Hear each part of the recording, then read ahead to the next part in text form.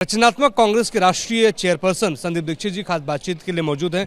मनरेगा को लेकर बड़ा कार्यक्रम का आयोजन किया। राहुल गांधी ने भी दिशा निर्देशित किया। 25 राज्यों की मिट्टी लेकर यहाँ पे पहुंचे। आगे की क्या रणनीति है, आगे क्या डिमांड आपकी? देखिए, एक तो कांग्रेस तो अपनी तरफ से एक आंदोलन के रूप में इस पर काम कर ही रही है। जिलों में मीटिंग्स हुई, उसके बाद ब्लॉक स्तर पर हुई और अब ग्राम पंचायतों में चल रही हैं।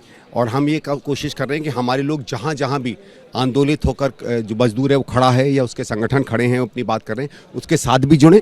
और सबसे महत्वपूर्ण ये है कि भारतीय जनता पार्टी ने जो एक कैंपेन चलाया है, ये दिखाने के लिए कि कुछ नहीं बदला है बल्कि एक बेहतर कानून लेकर आए हैं, वो झूठ का पर्दाफाश करना। 2-3 मैं केवल उदाहरण बताऊँगा। जैसे पहली चीज़ हम लोगों का ये था कि इसका ध्येय क्या था। भाई ऐसा नहीं था सरकार पहले काम नहीं देती थी।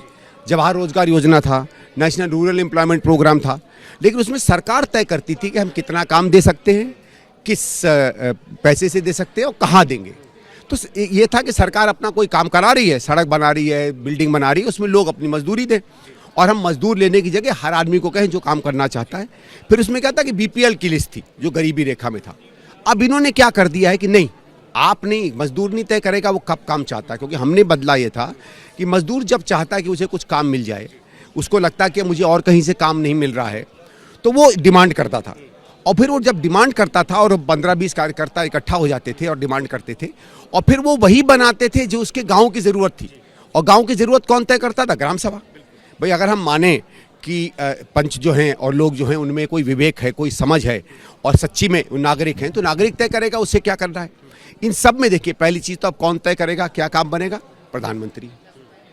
तो फासिस्टवाद की सबसे पहली निशानी होती है कि केवल राजा जानता है सब कुछ और कोई कुछ नहीं जानता, बाकी सब बेवकूफ़ हैं, बाकी भिखारी हैं। खड़े रहो, मैं तुम्हें बताऊंगा। तुम्हें 5 साल में एक बार जरूरत है, जब वोट देने आओगे, और वोट के समय मैं तुम्हारी जेब में कुछ ना कुछ डाल दूंगा और तुमको पता है फिर तुम कहाँ वोट दोगे। उसके बाद तुम्हारा कोई अधिकार नहीं है। मजदूर हो, मजदूरी करो।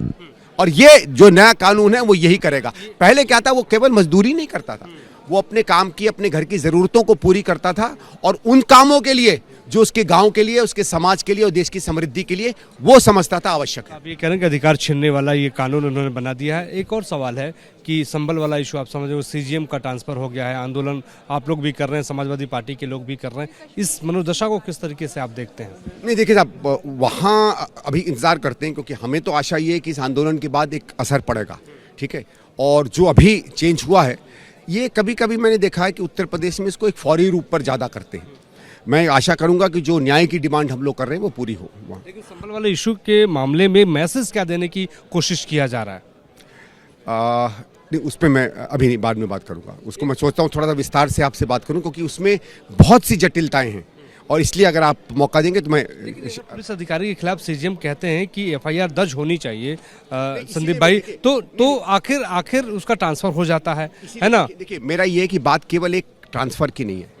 ये जो बड़ा मसला ये है कि उत्तर प्रदेश की सरकार किस मंशा से और किस तरीके से काम कर रही है, ये उसे दर्शाता है।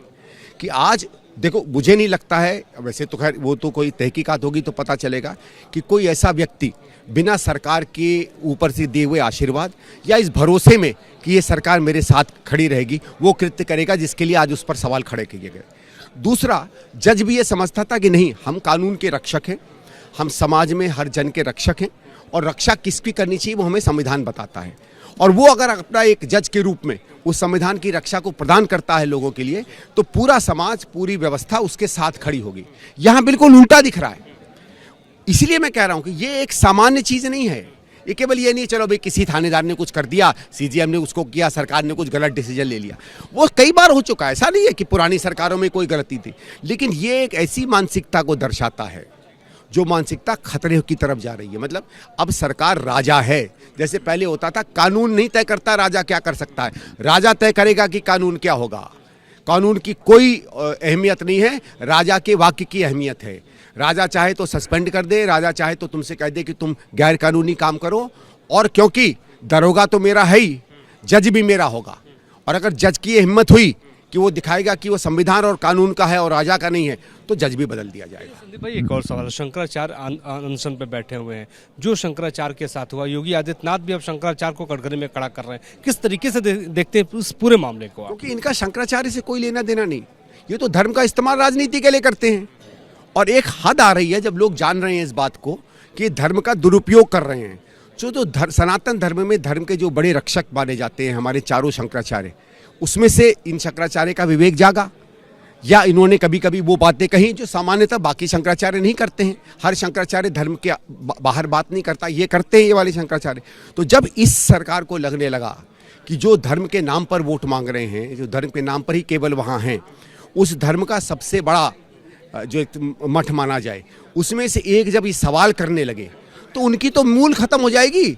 अगर आप सच्ची में मैं बताऊं, अगर आप उत्तर प्रदेश से इस बात को निकाल दें कि योगी आदित्यनाथ, जिससे उसने एक झूठा कर रखा है कि मैं ही धर्म का रक्षक हूं और मैं हट जाऊंगा तो मुसलमानों का राज हो जाएगा, इस तरीके का तो झूठ तंत्र उसने फैला रखा है। अगर ये भावना वहाँ से ख़त्म हो गई और उनको लगा कि ये सच्ची में धर्म का रक्षक नहीं है, ये केवल अपने वोटों का रक्षक है, तो इतनी बुरी तरह वो सरकार गिरेगी कि शायद चुनाव से पहले भी उसे हटना पड़ जाए। शंकराचार्य के साथ है? मैं उस व्यक्ति के साथ हूं जो इस देश के संविधान के साथ है। धार्मिक कोई अगर धार्मिक विषय होता तो मेरा कोई नहीं था भाई। धर्म में जो धर्म के गुरु हैं वो बताते हैं जो रोका गया जिस तरीके से नोटिस उनको जिला प्रशासन ने जारी, वो तो गैर कानूनी था। देखिए मैं कहता हूँ शंकराचार्य जी ने अगर धर्म के बारे में कुछ कहा होता, अपना कुछ अनुवाद किया होता, किसी को पसंद है नहीं पसंद है उसमें हम नहीं जाना चाहते, ठीक है, लेकिन ये तो उसके मौलिक अधिकार हैं। और एक धार्मिक आयोजन में उस धर्म के शिरोमणि अगर आते हैं तो उनका आना तो उस धर्म के कृत्यों में या उसके काम करने में एक बहुत महत्वपूर्ण चीज़ होती है ना भाई। समझ लो, ये मानो आप कि कोई बेचारा अगर शादी करे और हम उसके वहाँ जाने वाले पंडित को ही रोक दें जाने से, तो शादी तो नहीं हो पाएगी, बाकी आप कुछ भी कर लो। ये खैर ये बहुत छोटा उदाहरण है, शंकराचार्य बहुत बड़ी पदवी के व्यक्ति हैं, उनको उस तरीके से नहीं देखना चाहिए, लेकिन उसको रोकने से सीधे सीधे आदमी अधर्म का काम किया है। बात केवल एक व्यक्ति को रोकने की नहीं है। और आपने ये कह दिया कि अगर मेरा बस चलेगा तो मैं भी अधर्म करूंगा, तो आपका जो एक ढकोसला आप चलाते हैं कि इस देश में अधर्म फैल जाएगा, अब ये दिख गया कि अधर्म कौन फैला रहा है। संदीप दीक्षित हमसे खास बातचीत कर रहे थे। हमारे सहयोगी निखिल रस्तोगी के साथ मोहित राज दुबे, एबीपी न्यूज़ दिल्ली।